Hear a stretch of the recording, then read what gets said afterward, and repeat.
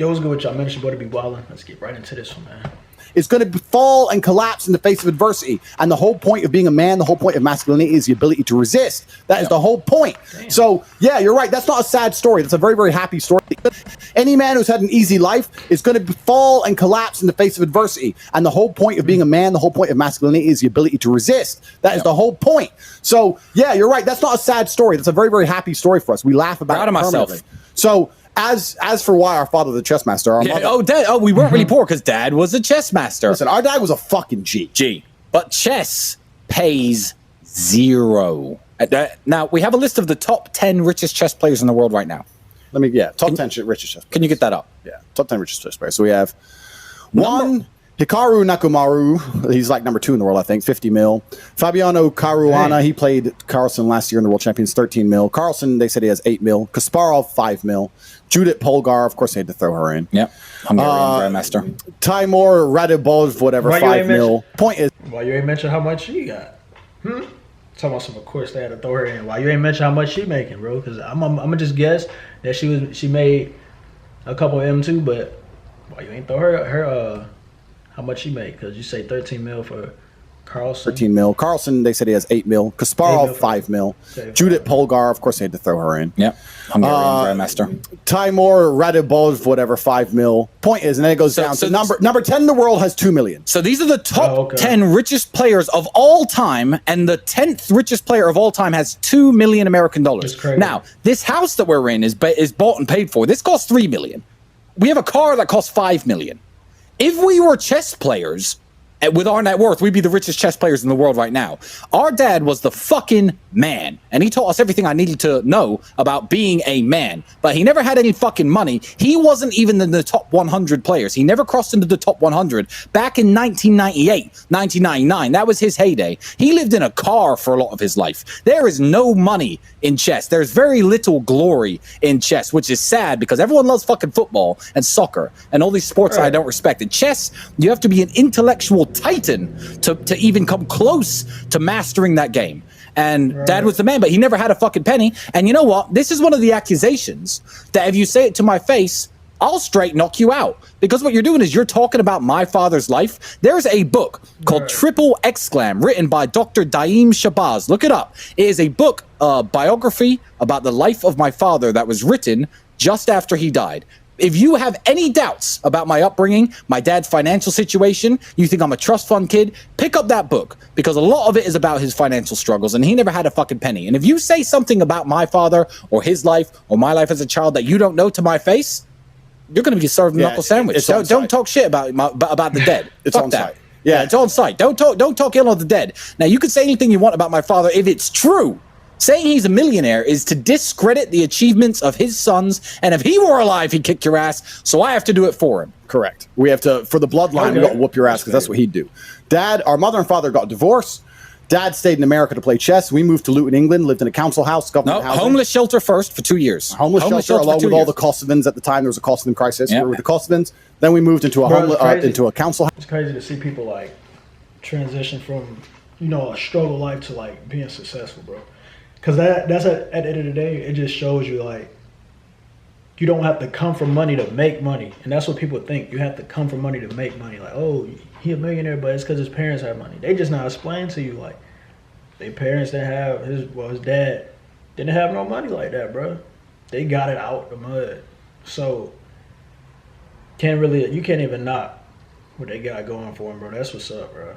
At the end of the day, everybody want to get to a status where they are living a nice life, bro. I'm not even gonna say you gotta be a millionaire. You could, if you know how to budget your money, save, and then you invest, you can live a comfortable life. You don't have to be a millionaire to live a comfortable life, or you just, at that point, you beyond comfortable if you don't just splurge and buy like $1 million car because you have $1 million. Like, of course, if you just still stay like now, because of course, when you get to that certain point where you're making a lot more money, you're going to want a lot of nicer things because you have a lot of money. Like, why not? So now you're going to be into a different tax bracket, which means you're spending a lot of money, but you're making some too. So it's cool. It's not like when you work at some dead-end job and you literally got to live paycheck to paycheck. Now you're gonna be able to afford a little bit more, so you're gonna step out that zone and then spend more. So at the end of the day, just because you make more money don't mean you're making more money. Because some people got bad spending habits. You gotta be in control of that. You gotta know how to save, invest. Just pretty much doing the percentages, man. Any check you get, whatever, break it down, bro. Put 10% to savings or whatever, however you want to do it, because it's your money. But I'm just gonna say the smart way to go about it is invest, save, and invest. Because saving money is going, you save $100, it's still gonna be $100. So you save 200, it's still gonna be 200. So why not invest some of it and then help that money, like invest 100 and make something off of it instead of just letting it sit there. But people they take their own routes with stuff, man. So however you want to go about it, I'm gonna say that. House. Mother was on the dole. She ended up getting a job as a dinner lady one time. That was it. We were raised on $300 a month. Our father was a professional chess player, driving from chess tournament to chess tournament in a Pontiac Sunbird. Sometimes he won, sometimes he lost. A lot of the time he slept in the car. Had a couple thousand here maybe, but then he had to play chess with it for the next 3 or 4 months, driving across America from California to New York in a busted up Pontiac Sunbird, playing chess and winning games. I've been with my dad when he would go to the park with no food, no money for food, and go to the park and have to hustle the chess park players for fucking $50. And he'd do it. Because he was a G. And he was not afraid of shit. And I put lots of stories on my channel, Tate Speaks, about him and how the time he got jumped in Detroit and the way he spoke and how hard he was and how he was a genius and hard to kill, etc. Very much like myself. But he never had any fucking money.